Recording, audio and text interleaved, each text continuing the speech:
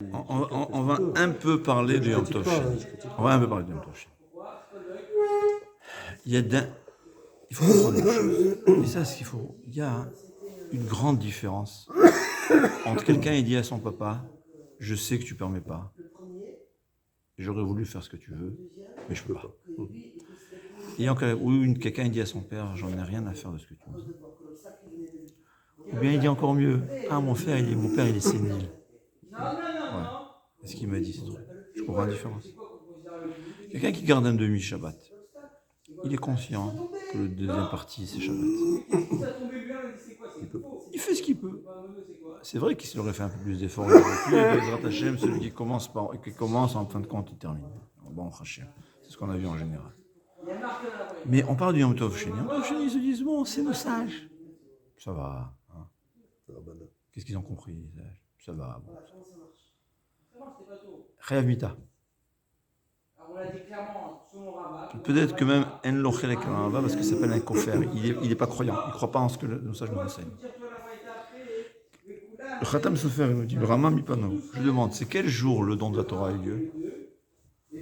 6 ou 7. Les deux. Moshe Rabbeinu a rajouté un jour. Donc au fait, la Torah était donnée le 51e jour. Dit le Rama Mipano. Pourquoi? Parce que le 51e jour, la Torah était donnée en Eretz Israël. Non, en Chutz La'aretz. En Chutz La'aretz, le 51e jour aussi, c'est la fête. C'est clair. Hein? Mais c'est étonnant. En reprenant la base. Ouais.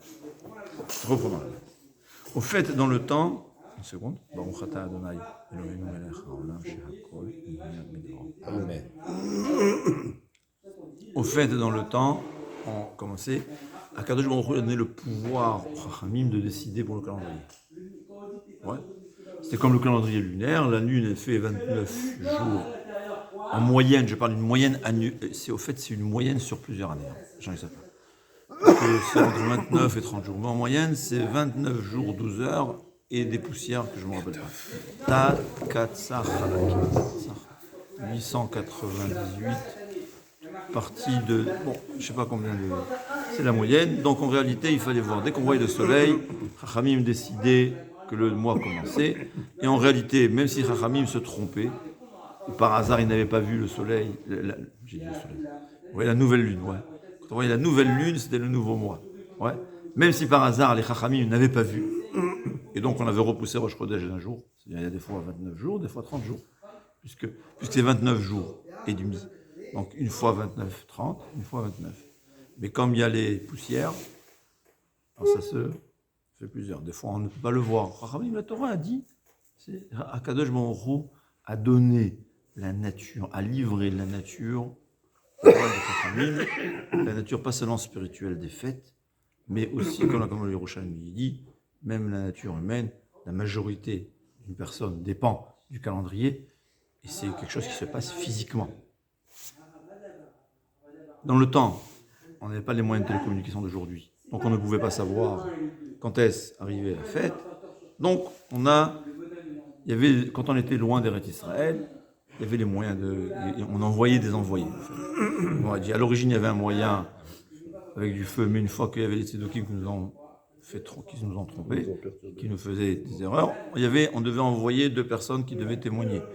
Donc au-delà de leur arrivée, on avait un doute. Dans le doute, on faisait 2 jours. C'est la raison technique. La Gemara a dit, aujourd'hui, qu'est-ce qu'il a fait? Hillel Hanassi, le petit-fils de Hillel, le grand Hillel, il a vu qu'on allait rentrer en galoute, il sait ce qui va se passer. Premièrement, c'est pas sûr qu'il y aura le Beddin qui pourra décider. Deuxièmement, qu'est-ce qui va se passer? Il y aura 2 Beddin, un Beddin Sfarad, Beddin Ashkenaz. Un, il va te faire Shavuot, je sais pas quand, et l'autre, qu'est-ce qui va se passer? On aura 2 peuples, Rahman al-Itzlan, Hashem Yerachem. Donc, il a sanctifié, c'est-à-dire il a institué le calendrier juif, il a fait Kiddush, il fallait que le Beddin l'institue. Beddin a décidé. Ouais. Le Beddin a décidé du calendrier jusqu'à l'an 6000. Pourquoi? Parce que c'est évident dans la tradition que l'an 6000, Mashiach viendra. C'est-à-dire celui qui vivra jusqu'à l'an 5999, il peut être sûr qu'il n'a pas plus d'1 an à faire tchouva. Ouais, de faire tchouva le plus tôt possible. Ne vous imaginez, j'espère que Mashiach viendra avant. Ouais. Mais des gens ne feront pas tchouva, c'est comme ça. la nature humaine et la nature. Ouais. Covid, on n'a pas fait de chouva. Guerre d'Ukraine, on n'a pas fait de chouva. 7 octobre, comme ci, comme ça. Quand on dit Koulan, on parle de Nézékim, et ce sera... Donc, il y avait le calendrier.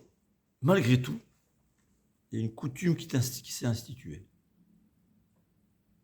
Qu'en route l'arrête, on fait quand même 2 jours. Pourquoi ? De peur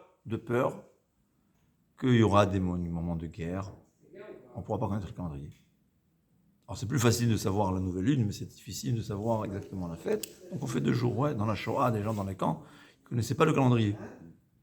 Donc c'est une coutume qui a été faite, par tout le Ham Israël.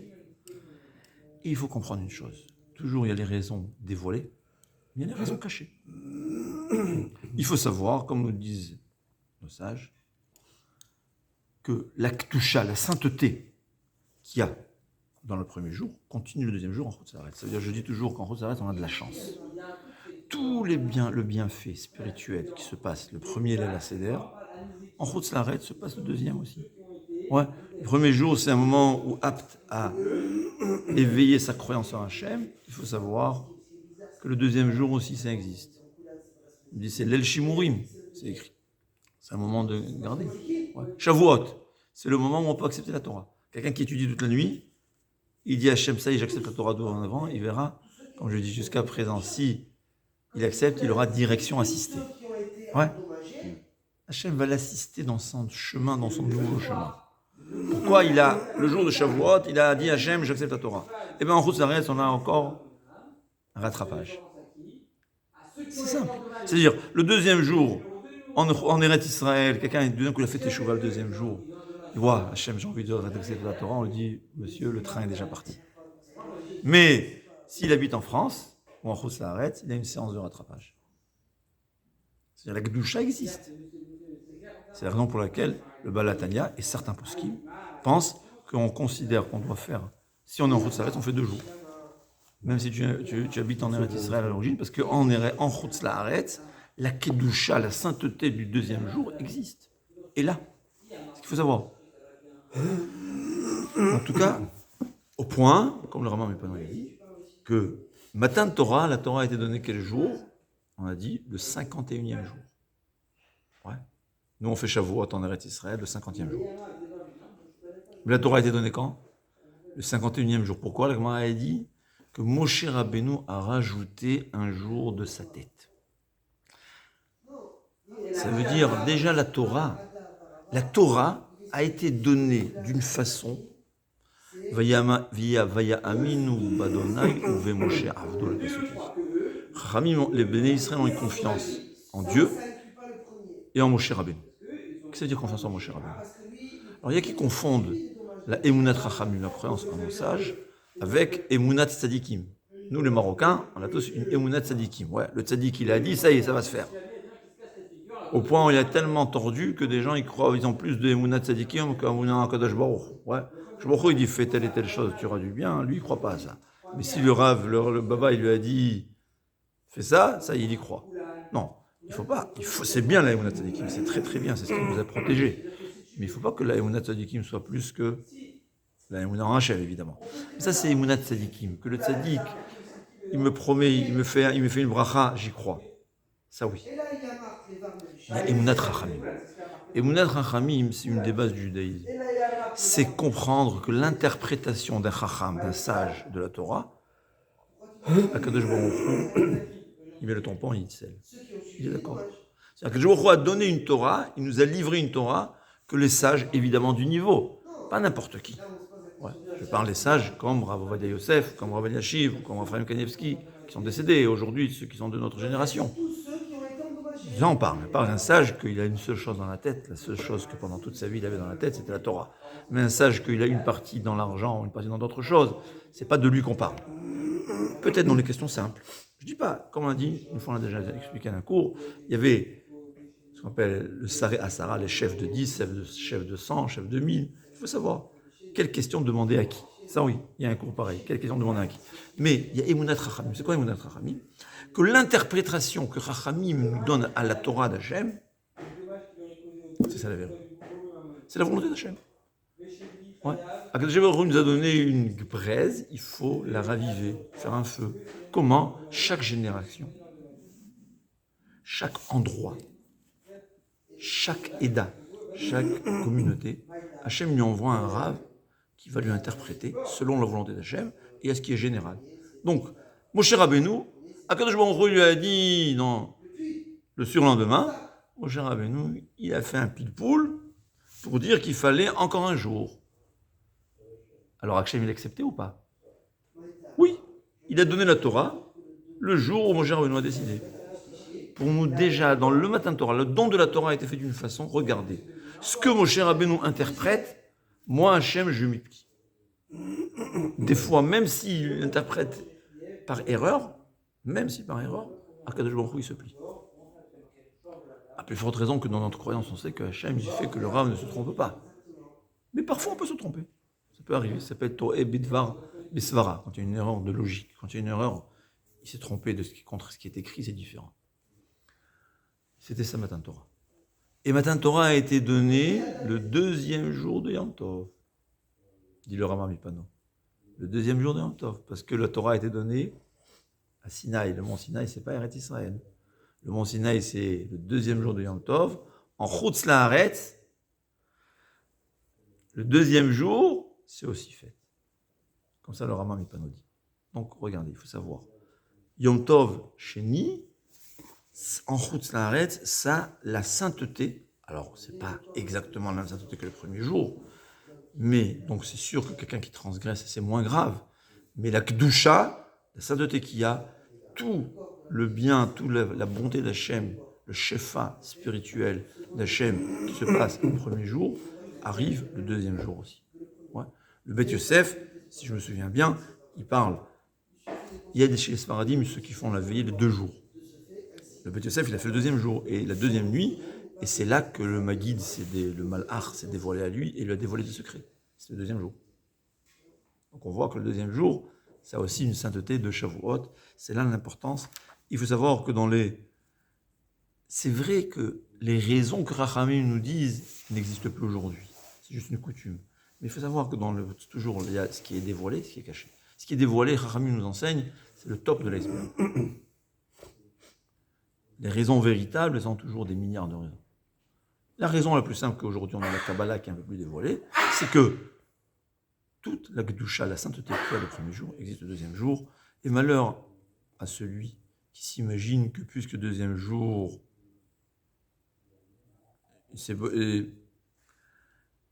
il faut savoir que c'est pas, il ne faut pas malheur à celui qui s'imagine que puisque c'est Rachamim, alors on peut. Non.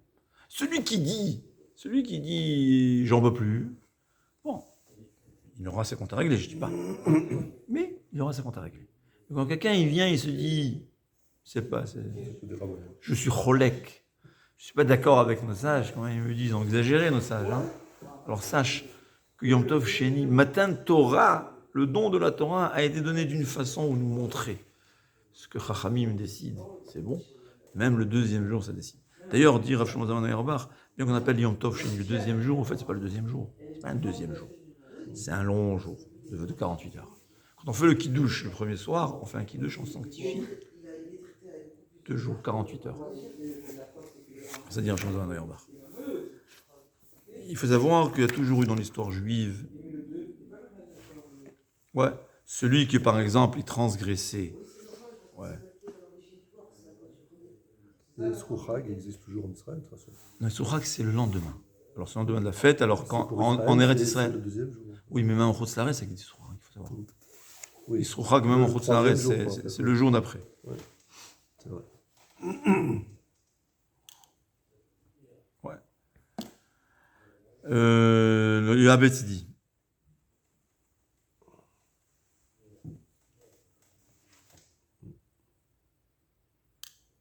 On fait Shachrianou les 2 jours, donc on ne prend pas comme un seul jour de 48 heures. Non, tu as raison. C'est une machine marloquette. Tu as raison. En fait, c'est les Ashkenazim, ils ne font pas de deuxième jour. Alors, Rav Shlomo Zalman et l'Ashkenaz peut-être. Tu as raison.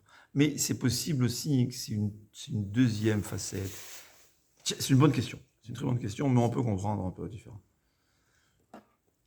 Il dit, Chachamim, ils ont institué de nouvelles brachot le deuxième jour. Ah, c'est bracha levatala? Non, c'est pas bracha levatala. Celui qui transgressait le deuxième jour, on le mettait en nidouille, en quarantaine. Le deuxième, il est uniquement responsable sur le mammon. Il dit, quand un homme il prie, Yom, voilà, le Khatam Sofer. Chazve shalom, quand on prie, on est des menteurs. Akadosh Baruch Hu, il n'y a rien de plus important que la vérité chez Akadosh Baruch Hu. Alors comment on peut dire Zman matan toratenu, hein? Ou Zman cherutenu, Zman simchatenu? Mais non. La réponse, elle est oui.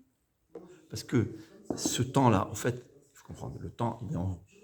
Ouais. Comment ici il se propage, on ne comprend pas exactement. On sait pas ce que c'est le temps. Rentre, dis-moi, on sait ce que c'est le temps? Hein? Donc, au fait, le temps en haut de la fête, il se propage en haut de sa arrête sur 2 jours, sur 48 heures. C'est pour ça que ça ne s'appelle pas un mensonge.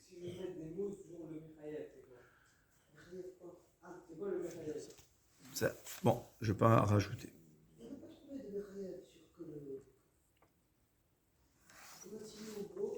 Khatam Sofer, déjà, il avait les libéraux qui commençaient déjà dans le temps à vouloir annuler le deuxième jour. Ouais. Khatam Sofer. Bon, c'était une guerre qui a toujours existé. Khatam Sofer, il dit.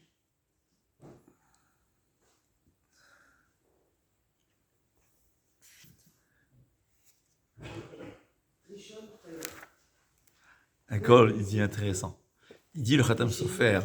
Khatam Sofer, il y avait Ruach HaKodesh. C'était une des personnalités dans le judaïsme, une des très très grandes personnalités que, comme dit, c'est sûr que c'est quelqu'un qui a connu, qui a vu Eliyahu Hanavi. C'est simple.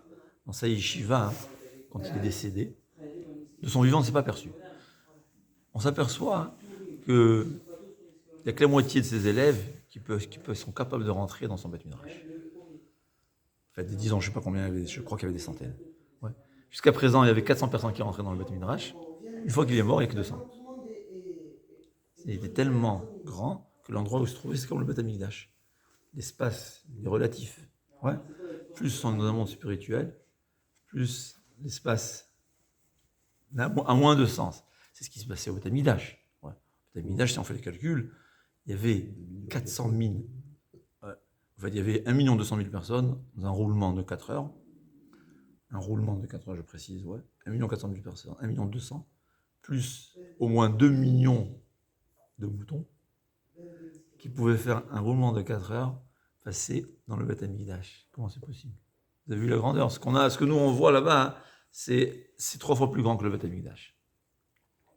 Comment c'est possible? L'espace dans le Beth Amikdash n'avait pas de limite.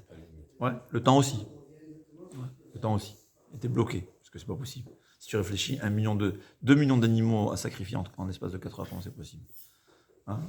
C'est 500 000 par heure. Comment tu peux? Où tu mets là-bas? C'est pas possible. Donc ni le temps.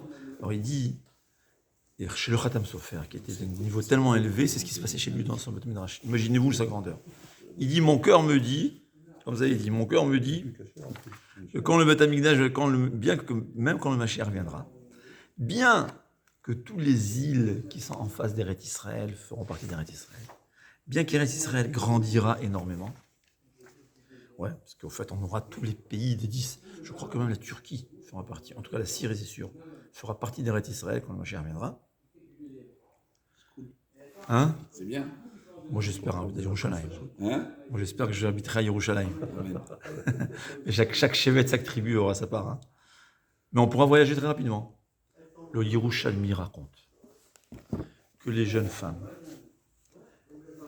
pétrissaient, comme ça fait, pétrissaient la pâte. Il fallait le temps de fermenter. Le temps que la pâte fermente, elle venait au Beth Amikdash, ils étaient je ne sais pas où dans le nord là-bas, Tzfat, elle venait au Beth Amikdash, elle faisait une prière et elle retournait à la maison pour tresser la challah. Et on m'a dit aujourd'hui, ils avaient des mechilot, des tunnels. Ouais, je ne sais pas. Ça, c'est la Gemara qui le raconte. Donc, alors si c'est comme ça, ça va. Il dit,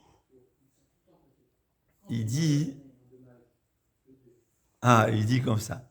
Bon, il dit, Eretz Israël sera tellement grande qu'on ne pourra pas leur annoncer. Donc c'est sûr qu'on fera 2 jours même là-bas. Bon, aujourd'hui, il y a le portable. Ah non, mais le portable, la fête, on peut pas. Ouais, mais on pourra faire Rosh Hashanah. Rosh Hashanah, on a un problème. Ouais. Mais, par contre, lui, c'est son gouffre. Comme ça, il dit. En tout cas, il veut dire.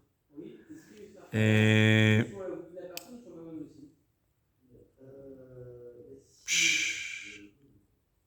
Il dit le Radvaz que la Gemara il dit que c'est pas évident que le Mashiach, il y a une marloquette. Une marloquette, est-ce que vous avez Troum Shabbat? Troum Shabbat, on n'a pas le droit de sortir, en tout cas, il dit Rabbanan.